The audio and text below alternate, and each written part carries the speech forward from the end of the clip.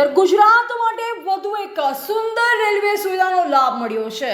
રાજ્યમાં છઠ્ઠી વંદે ભારત ટ્રેન સેવાનો પ્રારંભ સોમવારથી શરૂ થયો છે।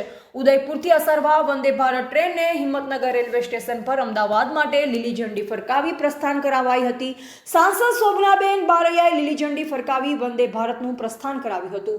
સાબરકાંઠા અને અરવલ્લી જિલ્લાના લોકોએ રેલવે સુવિધાઓ માટે સેવેલ સ્વપ્ન જાણે કે સોમવારે પૂર્ણ થયું છે। દેશની સૌથી શ્રેષ્ઠ રેલવે ટ્રેન સેવા વંદે ભારત ટ્રેન ઉત્તર ગુજરાતના હિંમતનગરને જોડતી શરૂ કરાઈ છે। રાજ્યની છઠ્ઠી વંદે ભારત ટ્રેન સેવા ઉદયપુર અને અસારવા વચ્ચે શરૂ કરાઈ છે, જેની પ્રથમ ટ્રેન ઉદયપુરથી સોમવારે બપોરે હિંમતનગર પહોંચી। જે ટ્રેનને હિંમતનગરમાં સ્વાગત બાદ અસારવા માટે સાંસદ શોભનાબેન બારૈયાએ લીલી ઝંડી ફરકાવી પ્રસ્થાન કરાવી હતી। તેમની સાથે રાજ્યસભાના સાંસદો રમીલાબેન બારૈયા અને મયંક નાયક સહિત સ્થાનિક અને ઉત્તર ગુજરાતના આગેવાનો જોડાયા હતા। સાંસદ શોભનાબેન બારૈયાએ કેન્દ્રીય રેલવે પ્રધાન અશ્વિની વૈષ્ણવને રૂબરૂ મળી વંદે ભારત ટ્રેન સેવા વાયા હિંમતનગર શરૂ કરવા માટે રજૂઆત કરી હતી, જેના ફળ સ્વરૂપે ઉદયપુર અસરવા વંદે ભારત ટ્રેન શરૂ કરવામાં આવતા સ્થાનિકોમાં પણ ખુશીનો માહોલ છવાયો હતો। હિંમતનગર રેલવે સ્ટેશને વંદે ભારત ટ્રેનના વધામણા કરવા અને પ્રસ્થાન કરાવતા ખુશીઓ વ્યક્ત કરાઈ।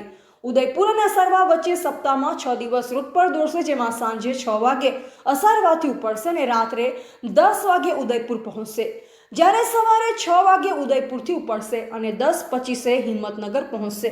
આ તબક્કે સ્થાનિકોએ આવનાર સમયમાં દિલ્હી સુધી ટ્રેનની રજૂઆત કરી હતી, જે મામલે સાબરકાંઠા લોકસભા સાંસદે આવનાર સમયમાં દિલ્હીથી મુંબઈ સુધીની ટ્રેન માટે આશાવાદ દર્શાવ્યો। તેમજ ખેડબ્રહ્માથી થોડાક સુધી રેલવે લાઇન પણ આવનાર સમયમાં શરૂ થશે તેમ જણાવી શકાય।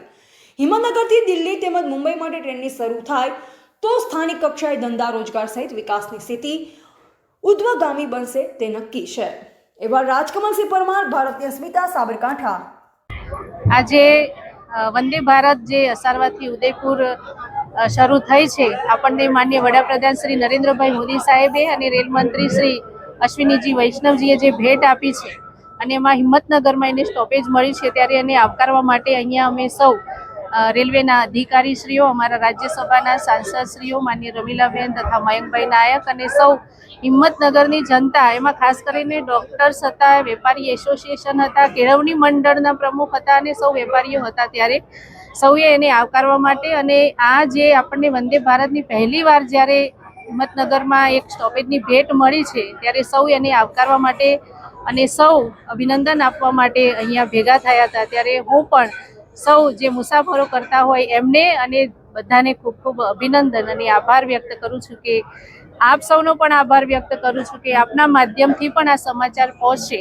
વંદે ભારત મંગળવાર સિવાય અઠવાડિયાના બધા દિવસે શરૂ રહેવાની છે, એટલે 18 તારીખથી રાબેતા મુજબ વંદે ભારત શરૂ રહેશે।